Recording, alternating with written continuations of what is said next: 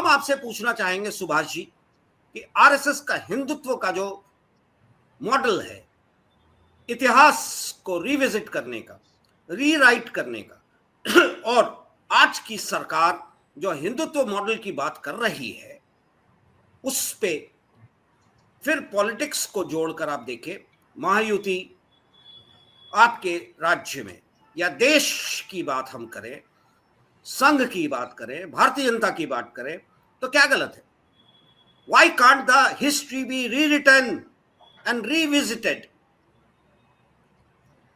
अजय जी, एक तो हमारे पास जो हिस्ट्री है, इतिहास जो लिखा गया है, वो इतिहास पूर्व रूप में जो ये ऑथेंटिक नहीं है। यानी जो वहां पे लिखा गया, वो वहां पे जो आदमी बैठा हुआ है, उन्होंने अपने दृष्टिकोण से लिखा गया है। हम अगर शिवाजी महाराज की बात करें तो शिवाजी महाराज के बारे में जो भी लिखा गया है वो बिल्कुल मराठाओं के परिप्रेक्ष्य में नहीं लिखा गया है। ये हम आज भी मराठा इतिहासकार है उसके बारे में झगड़ रहे हैं और वो कह रहे हैं कि ये जो ब्राह्मणों ने इतिहास लिखा है वो उनको पसंद नहीं है या उसमें जो लिखा गया है वो गलत है। जैसे शिवाजी महाराज का जो गुरु है वो संत रामदास को रखा गया है। संत रामदास और शिवाजी महाराज, इनकी मुलाकात ही नहीं हुई पूरे जीवन में, इसके बारे में कोई ऐतिहासिक तथ्य नहीं है। तो फिर शिवाजी महाराज का गुरु रामदास को क्यों बनाया गया और इसके पीछे किसका कांड है?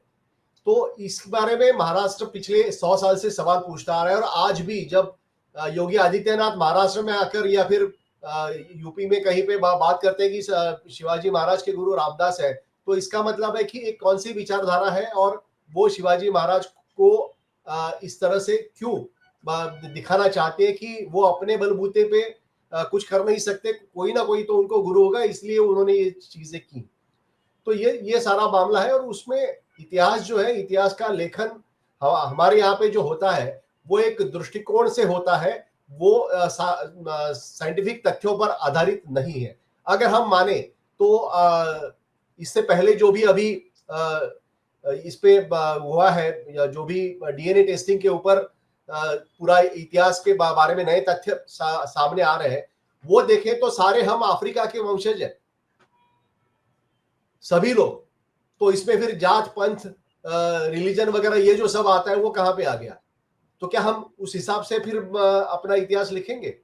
क्या रिकेश जी, आपसे हम जानना चाहते हैं कि संघ का आज के मुद्दे पे हम राजनीति में फिर वापस आते हैं, क्योंकि मैं आपको इतिहास तक इसलिए ले गया, इतिहास लिखना हमारा काम है। जो राज्य करता है वो इतिहास लिखता है। कल को ये सरकार अपना इतिहास आज से 20 साल बाद, 25 साल बाद, 100 साल बाद इन्हीं का इतिहास हम पढ़ेंगे मॉडर्न हिस्ट्री के तौर पे। Suraj ji, if I am not wrong, modern history के तौर पे हम इन्हीं का इतिहास पढ़ेंगे।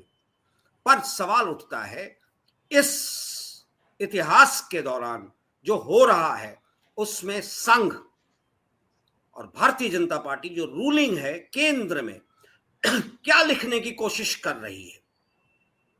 अच्छा सर, मैं थोड़ा सा सूरज सर की बात को थोड़ा सा बढ़ाऊंगा और सुभाष तिर्की की बात को थोड़ा सा तथ्यात्मक रूप से थोड़ा सा बताना चाहूंगा, क्योंकि मैं भी इलाहाबाद यूनिवर्सिटी में एंशिएंट हिस्ट्री का ही स्टूडेंट रहा हूँ और मिडिल हिस्ट्री और से भी सब मैंने माधुर हुसैन कह लीजिए, चाहे आप रायदत्त चौधरी मजूमदार को कह लीजिए, इन सब लोगों को पढ़ा हुआ है, ठीक से पढ़ा हुआ है। मैं ये मानता हूं सर कि इतिहास लेखन में एक बड़ा महत्वपूर्ण बिंदु होता है बिटवीन द लाइन का। आप जब इतिहास पढ़ रहे होते हैं तो उसमें बिटवीन द लाइन चल रहा होता है।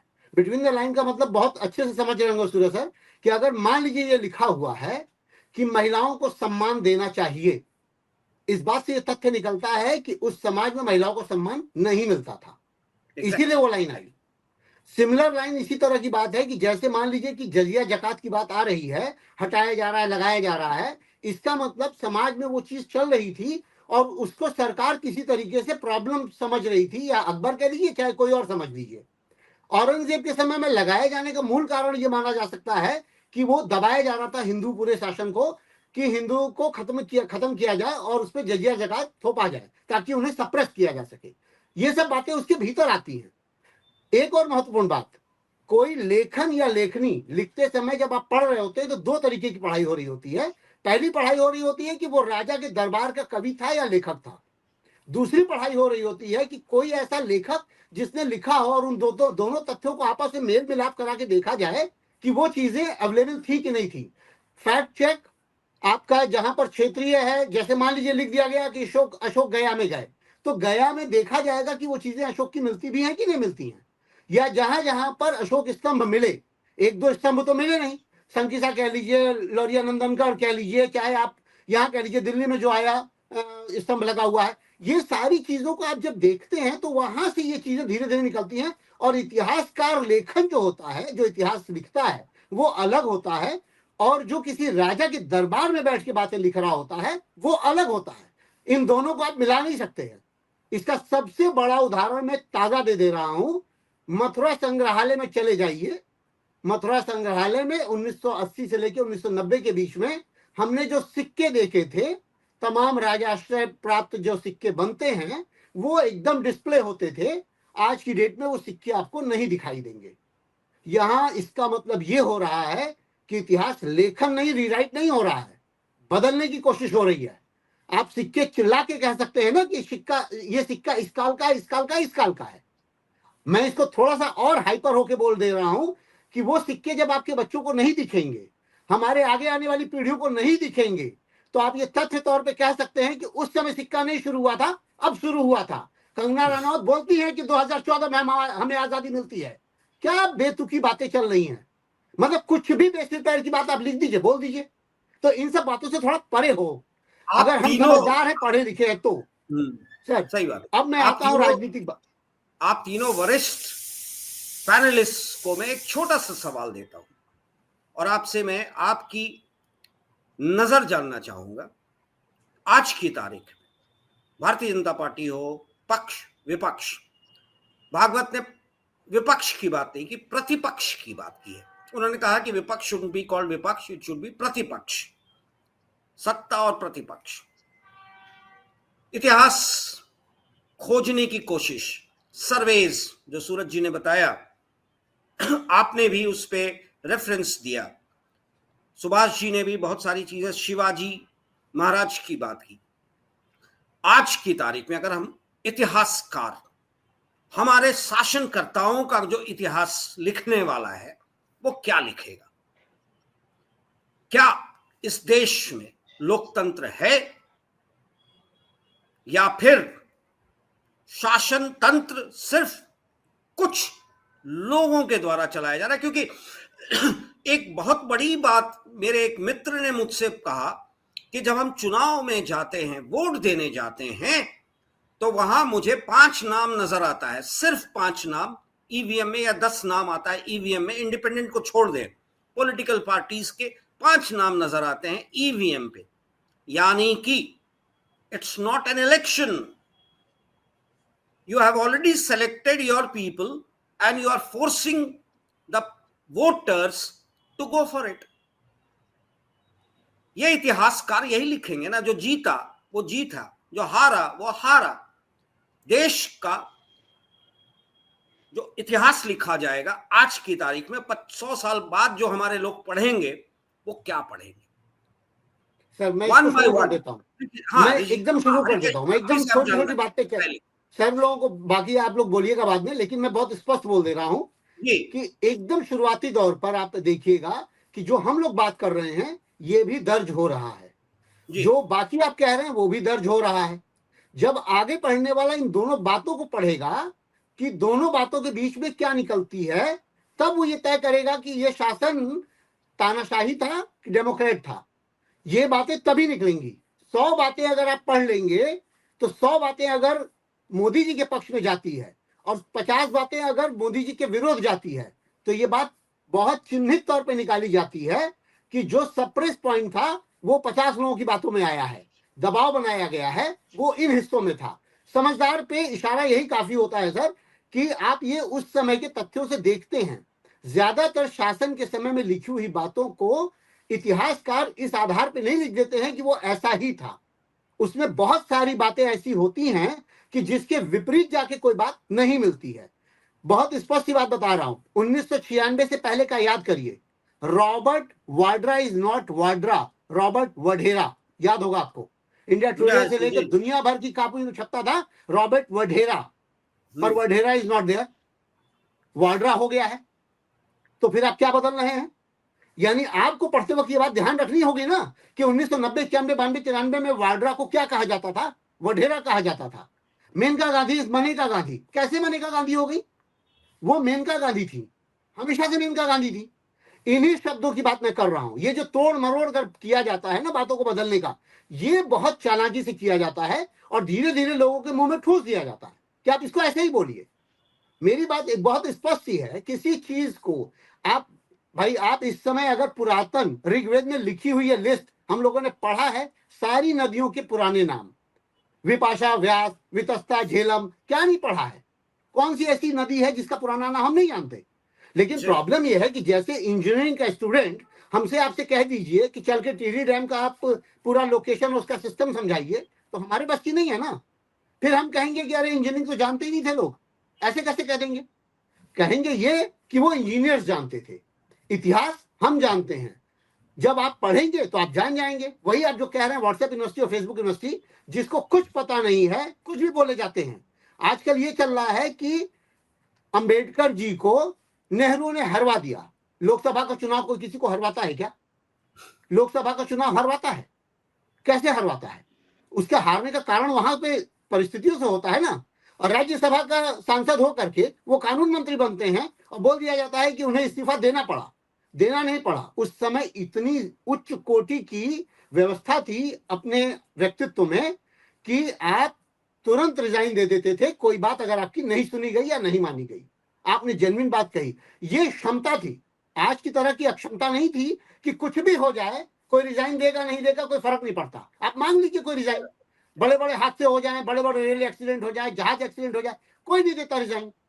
लेकिन आप 1980 के पहले देख लीजिए, सीएम से लेकर के गृह मंत्री से लेकर के चाहे आपके कानून मंत्री हो चाहे कोई मंत्री हो, इस्तीफा दे देते थे, क्योंकि वो उसको वहन करते थे।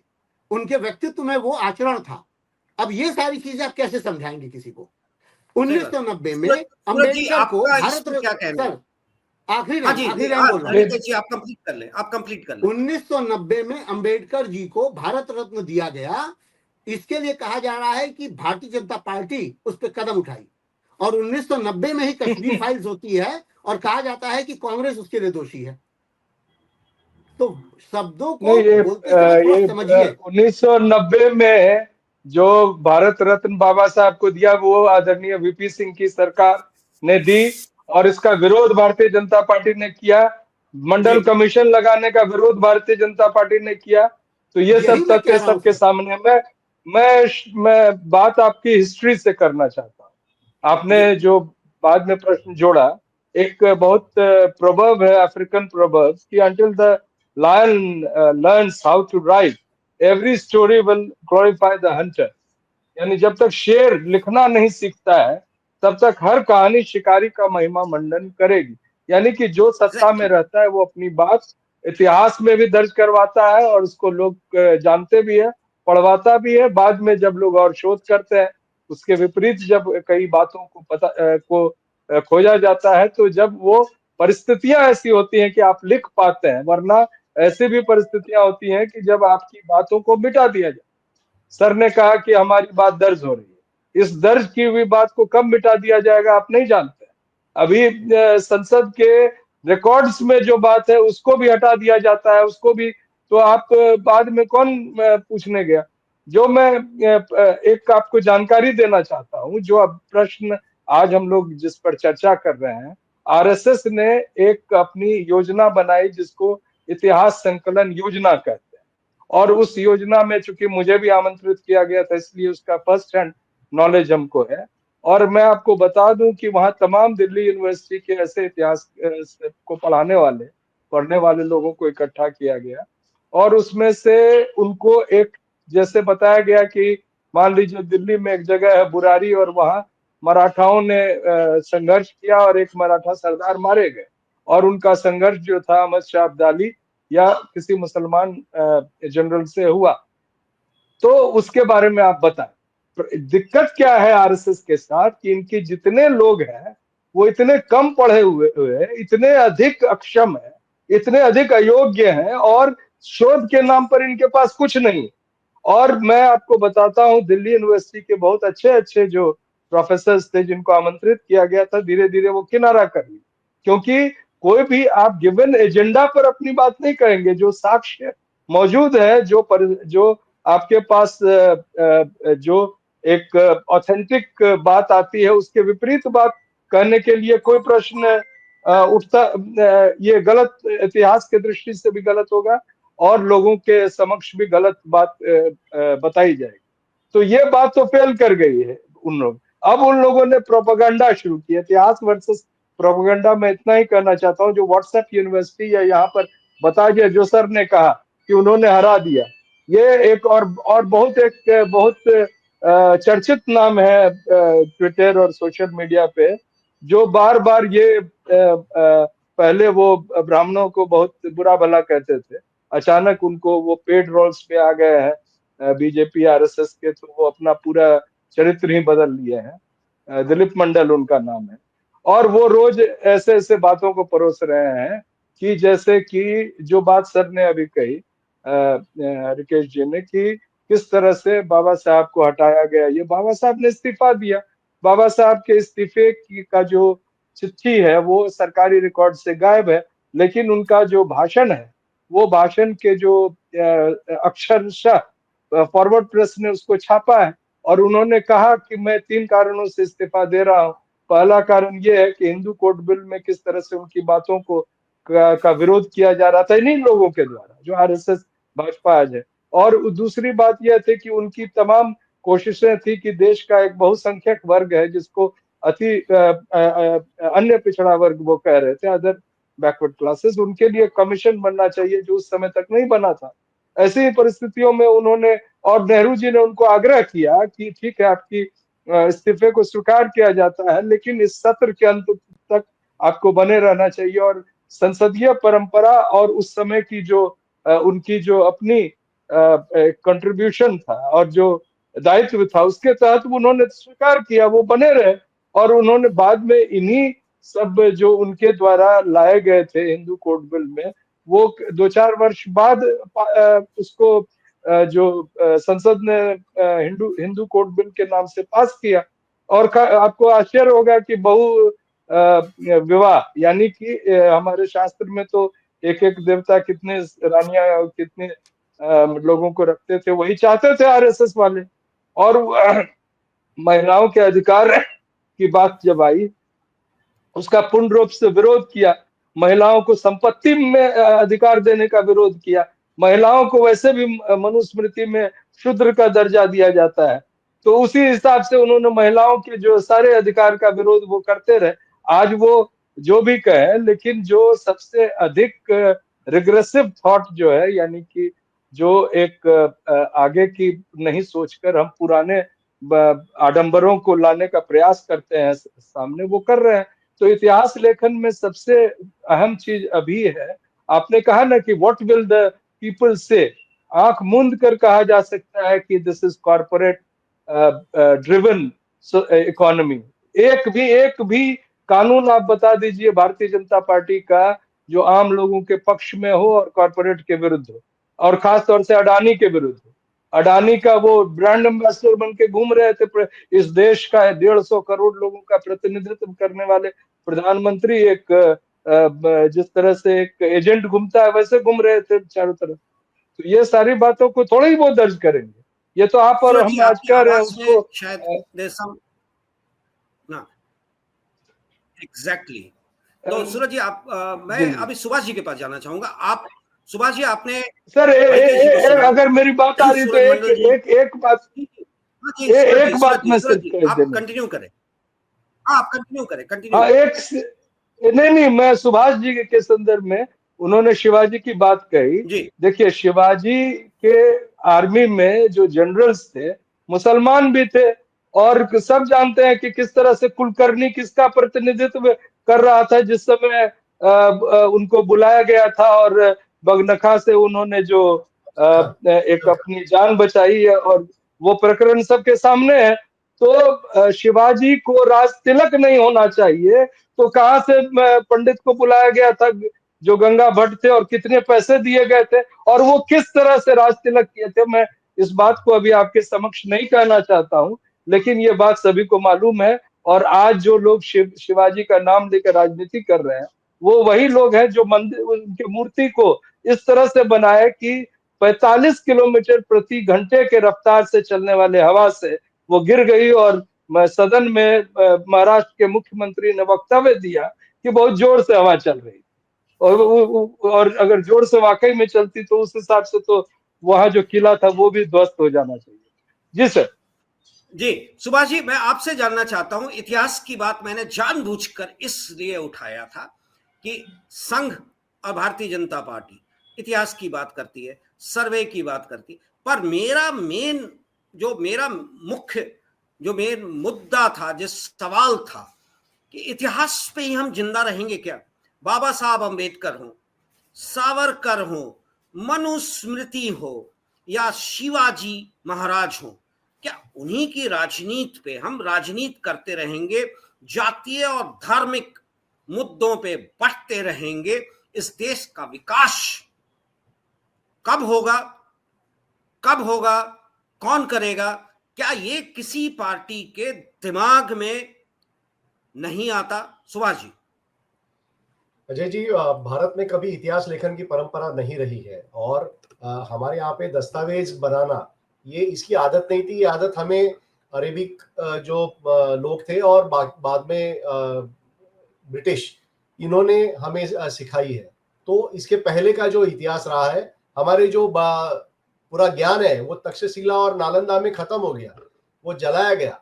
तो यानी जितना भी भारत का इतिहास था उसके बारे में ऑथेंटिसिटी अभी कुछ नहीं है। जो भी लिखा गया है वो अलग अलग जो यात्री भारत में आए थे उन्होंने लिखा गया। अगर शुआनजांग अगर भारत में नहीं आते तो पता ही नहीं चलता कि भगवान बुद्ध भारत में जन्मे हुए हैं।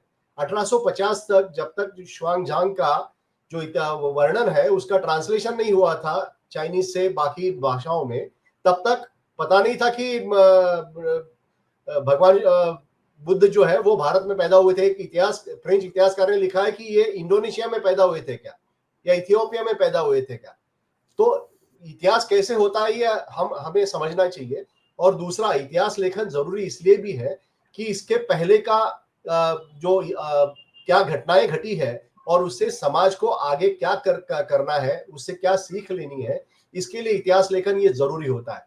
लेकिन अगर कुछ वर्ग अपने ही हितों की रक्षा करने के लिए अगर इतिहास लेखन को पुनर्लेखन उसका करता है या फिर तथ्यों को तोड़ मरोड़ के रखता है, तो इसका मतलब है कि वो इतिहास रहता नहीं, वो अलग कुछ दस्तावेज बनता है जो उन हितों की रक्षा करने वाला होता है। एक उदाहरण के तौर पे मैं आपको बताऊं कि इस पे बहस हो सकती है, लेकिन राम मंदिर अयोध्या में था, इसका कोई प्रमाण नहीं था, इसका कोई साइंटिफिक प्रमाण नहीं था, ना कोई ऐतिहासिक दस्तावेज इसके बारे में उपलब्ध था, लेकिन जो हुआ वो हम सब देख रहे हैं। तो ये एक इतिहास का पुनर्लेखन है। हालांकि श्रद्धा का विषय तो इसके बारे में कोई कुछ भी कह सकता है, लेकिन श्रद्धा का विषय अगर है तो ऐसा भी महाराष्ट्र में जो अम्बेडकर के अनुयायी हैं वो कहते हैं कि मंदिर खोद के देखें तो पता चलेगा कि वहां पे तो बुद्ध यानी उनके स्तूप होंगे। हमारे यहाँ पे हुआ भी है ऐसे कि जितने भी बुद्धिस्ट यहाँ पे केव्स हैं सबको पांडव की के केव्स बोला जाता है। तो ये जो इतिहास लिखा गया है, ये इतिहास उन हितों की रक्षा करने के लिए लिखा जाता है और ये इतिहास सही नहीं होता। तो इसलिए जरूरत ये है कि जो आज की तारीख में जो विद्वान लोग हैं उन्होंने अपने अपने हिसाब से अपनी अपनी जीवनी या अपने अपने जो अनुभव है उसको लिखना चाहिए। वो दस्तावेज बनेगा और आगे जाके पीढ़ियों को पता चलेगा। फिर आरएसएस कुछ भी लिखता रहे।